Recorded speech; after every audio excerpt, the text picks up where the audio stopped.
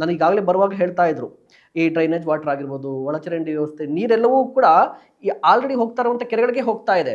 ಅದು ಶುದ್ಧೀಕರಣ ಹಾಕಿ ಒಂದ್ ಕಡೆ ಬರ್ತಾ ಇದ್ರೆ, ಇಲ್ಲಿ ಚಿಕ್ಕಬಳ್ಳಾಪುರದಲ್ಲಿ ಏನಾಗ್ತಾ ಇದೆ ಅಂದ್ರೆ, ಇರೋ ಕೈಗಾರಿಕೆಗಳು ಮತ್ತೆ ಈ ಒಳಚರಂಡಿ ಡ್ರೈನೇಜ್ ಎಲ್ಲವೂ ಕೂಡ ಮತ್ತೆ ಅದೇ ಕೆರೆಗೆ ಹೋದ್ರೆ ಇಲ್ಲಿ ಶುದ್ಧೀಕರಣ ಆಗಿ ಏನು ಯೂಸ್ ಆಗ್ತಾ ಇದೆ, 3ನೇ ಹಂತದ ಶುದ್ಧೀಕರಣ ಆದ್ಮೇಲೆ ಏನು ಯೂಸ್ ಆಗುತ್ತೆ, ಅಟ್ಲೀಸ್ಟ್ ಈ ಲೋಕಲ್ ಗೌರ್ಮೆಂಟ್ ಅಂತೂ ನಿಮ್ಮ ಅಂಡರಲ್ಲೇ ಬರುತ್ತೆ, ಅದನ್ನ ಕಂಟ್ರೋಲ್ ಮಾಡ್ಬೋದಲ್ಲ, ಅದ್ರ ಬಗ್ಗೆ ನಾಲೆಡ್ಜ್ ಕೊಡ್ಬೋದಲ್ವಾ? ಪ್ರಶ್ನೆ ಒಳ್ಳೆ ಪ್ರಶ್ನೆ. ಈ ಹಿಂದೆ ಇದ್ದಂತ ಒಬ್ಬ ಅಭಿವೃದ್ಧಿ ಹರಕಾರರಾದಂಥ ಡಾಕ್ಟರ್ ಕೆ ಸುಧಾಕರ್ UGD ಮಾಡಿರ್ಲಿಲ್ಲ. ಯಾಕಂತಂದ್ರೆ ಅಭಿವೃದ್ಧಿ ಹರಕಾರರು ಬರೀ ಪತ್ರಕ್ಕಷ್ಟೇ ಸೀಮಿತ ಆಗಿತ್ತು, ಪದಗಳಿಗಷ್ಟೇ ಸೀಮಿತ ಆಗಿತ್ತು. ನಮ್ಮ ಪ್ರದೀಪ್ ಈಶ್ವರ್ ಸಾಹೇಬರು ಬಂದ ಮೇಲೆ ಬಹುತೇಕ ಶೇಕಡ ನಗರದಲ್ಲಿ 65%, 65% UGD ಕೆಲಸ ಮುಗಿಸಿದ್ದಾರೆ.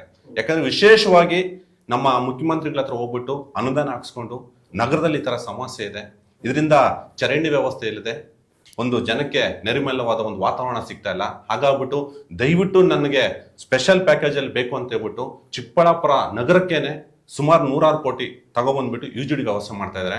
ಬಟ್ ಇನ್ನೊಂದು ನೀರಿನ ಕೆಲಸ ಆಗಿದೆ.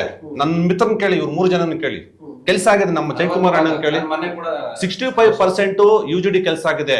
ಈ ಹಿಂದೆ ಇದ್ದಂತ ಸಿಂಗಾಪುರ್ ಮಾಡ್ತೀನಿ ಅಂತ ಹೇಳಿದ್ರಲ್ಲ ಡಾಕ್ಟರ್ ಕೆ ಸುಧಾಕರ್ ಅವರು, ಸಿಂಗಾಪುರ್ ಅವಶ್ಯಕತೆ ಇರಲಿಲ್ಲ ಸರ್, ಚಿಕ್ಕಬಳ್ಳಾಪುರ ಕೆಲಸ ಮಾಡಿದ್ರೆ ಸಾಕಾಗಿರೋದು.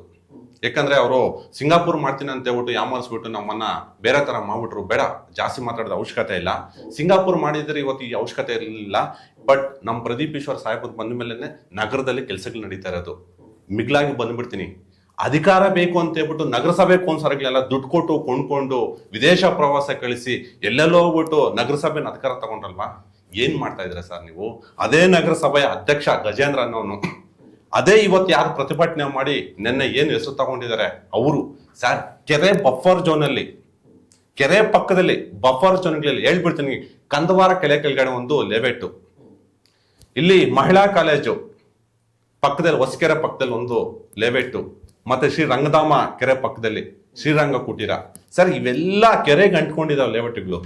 ಇದರ STP UGD ಯಾವ ವ್ಯವಸ್ಥೆಯಲ್ಲಿ ಇದೆ ಅಂತ ದಯವಿಟ್ಟು ನಿಮ್ಮ ಸುಮಾನ್ TV ಅವ್ರು ಜನಕ್ಕೆ ತಿಳಿಸ್ಬೇಕು.